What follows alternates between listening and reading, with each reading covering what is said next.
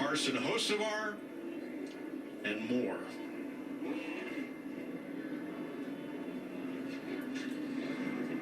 Reddick trying to get refired.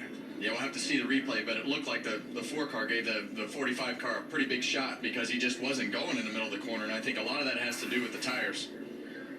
Yeah, clearly his tires didn't take off near as good. You can see him slipping around. Bubba gets on his outside before, hit him once, hit him twice. That was a combination of didn't have the real estate on the exit, had the 4 car on his left rear.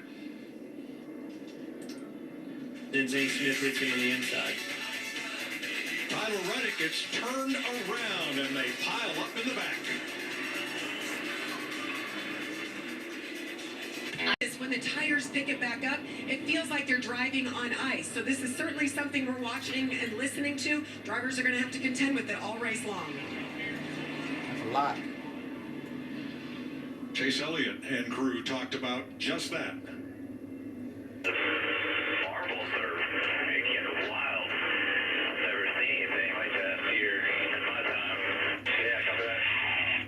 You saw the graining on that tire too, yeah. And that's really what makes the car ill handling. A lot of that is just contributing to the difference between sticker tires and older tires. But the hard thing right here is going to be refiring with all that buildup on the tires.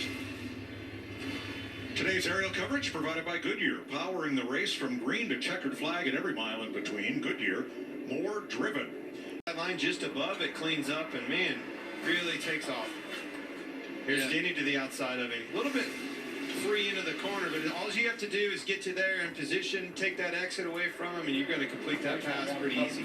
All right, now the 11 and 12 are the only cars in this top 8 with 4 fresh tires. Knowing what we know now, are 9 sets of new tires going to be enough today? I don't know. This is going to be a telltale run if we can get some green flag runs here to see what the tires look like. But we heard a lot of the tires yesterday were worn all the way down to the cords. So the lap times that we're seeing right now are way slower than they ran yesterday. The sun is out today, and the resin is fresh on the bottom of the racetrack. I still think this racetrack is going to evolve as we go through the day, but very confusing for everybody right now, except for that 11 car. 11, hey, 12 Blaine right right on him too. That's those 4 tires pouncing on Bubba Wallace. It's probably a matter of time, but on a short run, I'm sold on these 2 tires. That's going to be something all these crew chiefs are going to have in the bag, right in their tool chest when it comes down to the end of this thing. If a caution comes out untimely. Blaney and goes right after the 11 of Hamlin for the lead. Guys, I am so intrigued by what is happening right now because you really cannot tell who's doing what. Like, we thought Denny Hamlin was the guy that was going to take off and run, and now he's getting passed on the outside by Chase Elliott. Chase Elliott to the point. How about that? Where's our Elliott fans out there? Leading at Bristol. Blaine's about to take the lead now. 2 laps to 500. Long way to go, man. 61 of 500 laps complete. Chase Elliott in the lead at Bristol. 1 caution, 2 cautions so far. His team, the balance is really good. He's happy with his car at this moment. And the 5 car, Kyle Larson, really good right now. The biggest concern is he's got to do a better job navigating better through the traffic that we see on the racetrack right now. Jamie?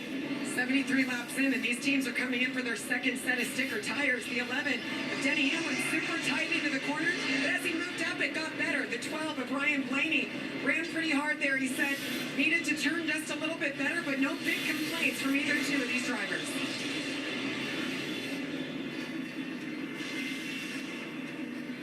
All cars, remember, under caution have to enter the pits at turn 2 and come all the way around both pit roads, exiting at turn 1. Ryan Blaney, Denny Hamlin, Chase Elliott, and there's the race off pit road. Still some pit crew challenges for that 8 car, Kyle Busch. Well, they made another change this week. They had the original jack van back. They moved the front tire changer to the rear, got a different front tire changer, and just lost 3 spots.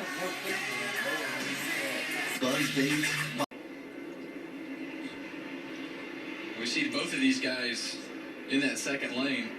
Denny Hamlin has been in that second lane the whole time. Kyle Busch will dip down into the bottom when he needs to, but I'm still curious as to which lane is going to be the best for tire savings.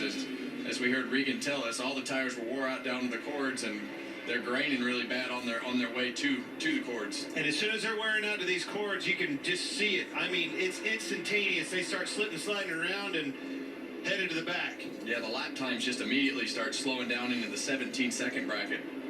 Well, Xfinity looked fastest lap last time by. Let's have a look at it.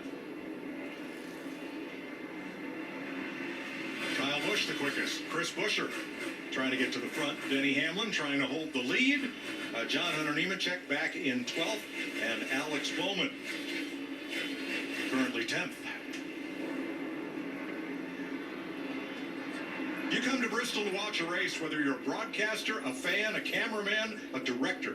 You leave here, it's like your head's been on a swivel for 3.5 hours. This is the most interesting start to Bristol Motor Speedway I've ever seen. Whether I was racing in it or calling these races, Yeah, this is some by people far call it as a the best start to a fire race I've tire ever seen. going around a bowl.